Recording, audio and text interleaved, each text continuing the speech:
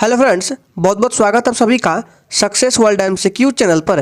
तो चलिए आज के इस वीडियो में आपके लिए लूसेंट के टॉप 25 इंपॉर्टेंट क्वेश्चंस को लेकर आए हैं, जो कि आपके एग्जाम के लिए अत्यंत महत्वपूर्ण प्रश्न है। तो आज के इस वीडियो में देखते हैं कि आप लोग 25 प्रश्नों में से कितने प्रश्न का सही जवाब कर पाते हैं। तो चलिए आज की इस क्लास को स्टार्ट करते हैं।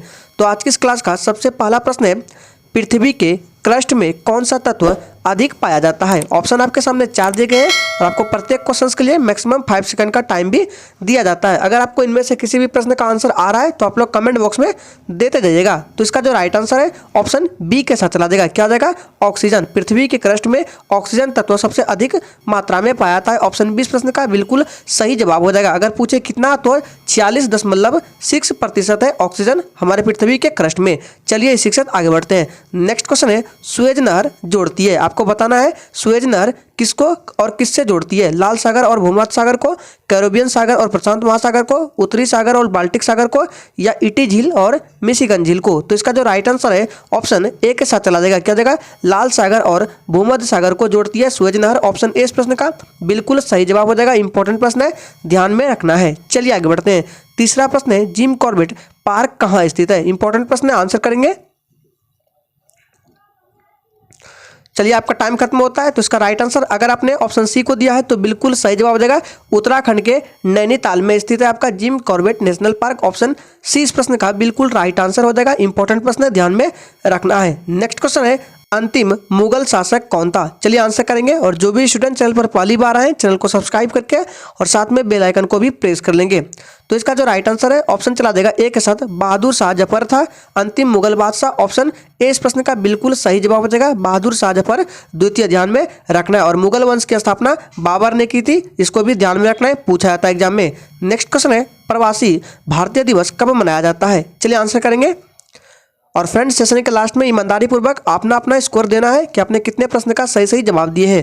तो इसका जो राइट आंसर है ऑप्शन ए के साथ चला जाएगा। प्रवासी भारतीय दिवस 9 जनवरी को मनाया जाता है। ऑप्शन ए इस प्रश्न का बिल्कुल राइट आंसर हो जाएगा। एक और आपका 28 फरवरी जो कि राष्ट्रीय विज्ञान दिवस के रूप में मनाया जाता है। चलिए आगे बढ़ते हैं। नेक्स्ट क्वेश्चन है, सिंधु घाटी सभ्यता का पतन नगर है। आंसर करेंगे। ये प्रश्न कई बार एग्जामों में रिपीट हो चुका है।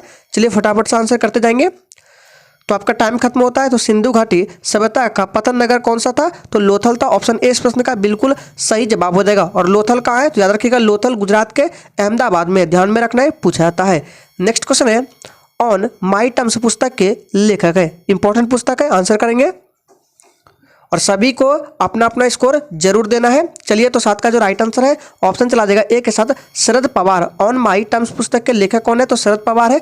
ऑप्शन ए इस प्रश्न का बिल्कुल राइट आंसर हो जाएगा। नेक्स्ट क्वेश्चन है, वायुमंडल की पहली परत को क्या कहते हैं। चलिए आंसर करेंगे। सभी स्टूडेंट को प्रत्येक क्वेश्चन के आंसर कमेंट बॉक्स में देते आना है ताकि आपका रिविजन भी प्रॉपर हो सके।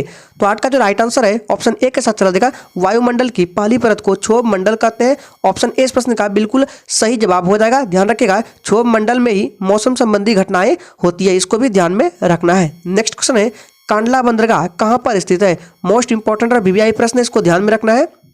चलिए फटाफट से आंसर करेंगे। कांडला बंदरगाह कहां पर स्थित है। तो इसका जो राइट आंसर है ऑप्शन चला देगा ए के साथ, कांडला बंदरगाह गुजरात में स्थित है। याद रखिएगा, कांडला बंदरगाह गुजरात में स्थित है। ऑप्शन ए इस प्रश्न का बिल्कुल सही जवाब हो जाएगा। और कांडला बंदरगाह का नया नाम अभी हो गया है दीनदयाल बंदरगाह, ध्यान में रखना है। चलिए आगे बढ़ते हैं। नेक्स्ट क्वेश्चन है, सविनय अवज्ञा आंदोलन की शुरुआत के दौरान भारत का गवर्नर जनरल कौन था। इंपॉर्टेंट प्रश्न है, आंसर करेंगे। सविनय अवज्ञा आंदोलन की शुरुआत के दौरान भारत का गवर्नर जनरल कौन था। तो इसका जो राइट आंसर है क्या जाएगा जी, बिल्कुल 10 का सी के साथ जाएगा, लॉर्ड इरविन। ऑप्शन सी इस प्रश्न का बिल्कुल सही जवाब हो जाएगा। और इस आंदोलन की शुरुआत 1930 ईस्वी में हुई थी, इस डेट को भी याद रखना है। सविनय अवज्ञा आंदोलन की शुरुआत 1930 ईस्वी में हुई थी, ध्यान में रखना है। और उसके दौरान भारत का गवर्नर जनरल कौन था, तो लॉर्ड इरविन था।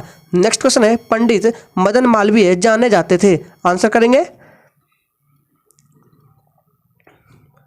चलिए तो इसका राइट आंसर ऑप्शन डी के साथ चला जाएगा। महामना के रूप में भी जाने जाते थे पंडित मदन मालवीय, ध्यान में रखना है। और ये जो पंजाब केसरी है, पंजाब केसरी के रूप में कौन जाने जाते थे, तो लाला लाजपत राय पंजाब केसरी के रूप में जाने जाते थे। और गुरुदेव के रूप में ध्यान में रखना है रविंद्रनाथ टैगोर जाने जाते थे, ध्यान में रखना है। चलिए इसी के साथ आगे बढ़ते हैं। नेक्स्ट क्वेश्चन है, निम्न शासकों में से किसने अपनी राजधानी को दिल्ली से बदलकर दौलताबाद किया था। अत्यंत महत्वपूर्ण प्रश्न है, आंसर करेंगे। और सेशन पर क्लिक किया है तो सेशन को पूरा देखना है, तभी आपको फायदा होने वाला है। तो इसका जो राइट आंसर है ऑप्शन ए के साथ चला जाएगा। मोहम्मद बिन तुगलक निम्न शासकों में से अपनी राजधानी को दिल्ली से बदलकर दौलताबाद किसने किया था? तो मोहम्मद बिन तुगलक ने। ऑप्शन ए इस प्रश्न का बिल्कुल सही जवाब है। नेक्स्ट क्वेश्चन है, किस विटामिन के अभाव के परिणाम स्वरूप रक्त का थक्का नहीं बनता है? अत्यंत महत्वपूर्ण प्रश्न है और यह प्रश्न भी कई बार एग्जामों में आ चुका है। आंसर करेंगे, चलिए। तो इसका जो राइट आंसर है ऑप्शन बी के साथ चला जाएगा, विटामिन के। याद रखिएगा, विटामिन के अभाव के परिणाम स्वरूप रक्त का थक्का नहीं बनता है, ध्यान में रखना है। और विटामिन के का रासायनिक नाम क्या है? तो फिलोक्विनोन है, ध्यान में रखना है। नेक्स्ट क्वेश्चन है, कुत्ते का वैज्ञानिक नाम क्या है? आंसर करेंगे,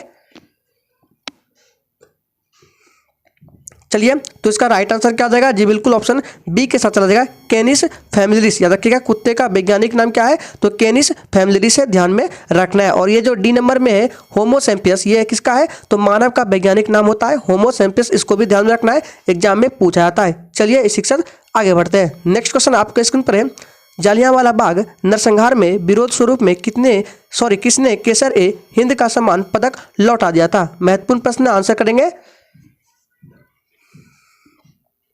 चलिए। तो आपका टाइम खत्म होता है। इसका राइट आंसर ऑप्शन ए के साथ चला जाएगा, एम के गांधी। याद रखिएगा, ऑप्शन ए इस प्रश्न का बिल्कुल राइट आंसर हो जाएगा, 15 का ए, याद रखिएगा। और जालियांवाला बाग हत्याकांड कब हुआ था? तो 13 अप्रैल 1919 को हुआ था। चलिए आगे बढ़ते हैं। नेक्स्ट क्वेश्चन है, प्रथम एशियाई खेल दिवस में हुए थे? आंसर करेंगे, प्रथम एशियाई खेल किस देश में हुए थे? आंसर करना है आपको, प्रथम एशियाई खेल किस देश में हुए थे? तो इसका राइट आंसर क्या आ जाएगा? बी के साथ चला जाएगा, भारत में। प्रथम एशियाई खेल किस देश में हुए थे? तो भारत में हुए थे। ऑप्शन बी इस प्रश्न का बिल्कुल राइट आंसर हो जाएगा, ध्यान में रखना है। और कब हुआ था? तो 4 मार्च 1951 को हुआ था, दिल्ली में, ध्यान में रखना है। नेक्स्ट क्वेश्चन है, जामा मस्जिद का निर्माण किसने करवाया? आंसर करेंगे, जामा मस्जिद का निर्माण किसने करवाया? चलिए, तो ध्यान दीजिएगा, जामा मस्जिद का निर्माण किसने करवाया? तो शाहजहां ने करवाया था। याद रखिएगा, जामा मस्जिद का निर्माण शाहजहां ने। ऑप्शन सी इस प्रश्न का बिल्कुल राइट आंसर हो जाएगा। नेक्स्ट क्वेश्चन है, डर्माटोलॉजी है? आंसर करेंगे, डर्माटोलॉजी क्या है? जनसंख्या का अध्ययन है, बैक्टीरिया का, जोड़ों का, या त्वचा का? तो ध्यान दीजिएगा, इसका राइट आंसर डी के साथ चला जाएगा, डर्माटोलॉजी त्वचा का अध्ययन है। ऑप्शन डी इस प्रश्न का बिल्कुल राइट आंसर हो जाएगा। नेक्स्ट क्वेश्चन है, आईने ए अकबरी का लेखक कौन है? अत्यंत महत्वपूर्ण प्रश्न है, आपको बताना है आईने ए अकबरी का लेखक कौन है।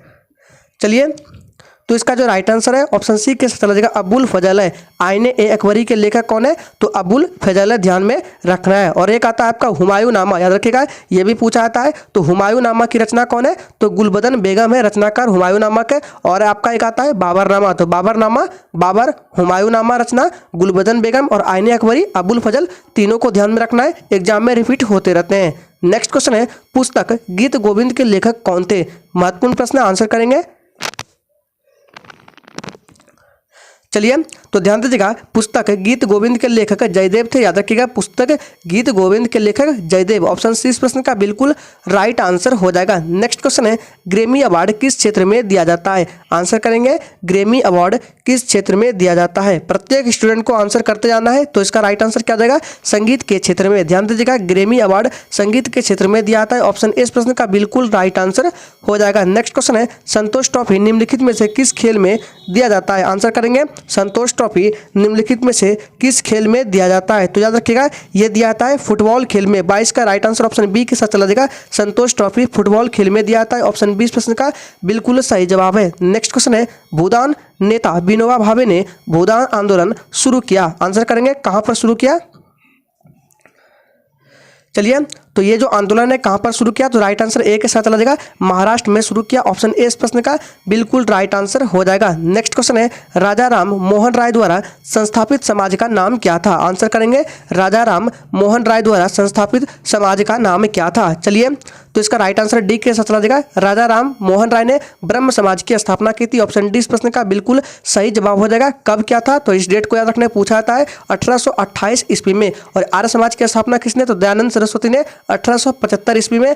दोनों डेट को याद रखना इंपॉर्टेंट है। चलिए इस शिक्षक आगे बढ़ते हैं। नेक्स्ट क्वेश्चन है, बाबर ने इब्राहिम लोदी को किसकी लड़ाई में हराया था? अत्यंत महत्वपूर्ण प्रश्न है, आंसर करेंगे, बाबर ने इब्राहिम लोदी को किसकी लड़ाई में हराया था? तो इसका राइट आंसर हो जाएगा पानीपत। पानीपत की लड़ाई में बाबर ने इब्राहिम लोदी को हराया था। ऑप्शन ए इस प्रश्न का बिल्कुल सही जवाब हो जाएगा। और पानीपत की पहली लड़ाई कब हुई थी तो बता देते हैं, पानीपत का प्रथम युद्ध 1526 ईस्वी में, पानीपत का द्वितीय युद्ध 1556 ईस्वी में। दोनों को याद रखना है। तो आज के सेशन में लुसेंट के ये टॉप 25 इंपॉर्टेंट क्वेश्चंस को लिया गया था। उम्मीद करेंगे आप लोगों ने अच्छे से अटेम्प्ट किया होगा। तो आज के लिए इतना ही, तब तक के लिए जय हिंद।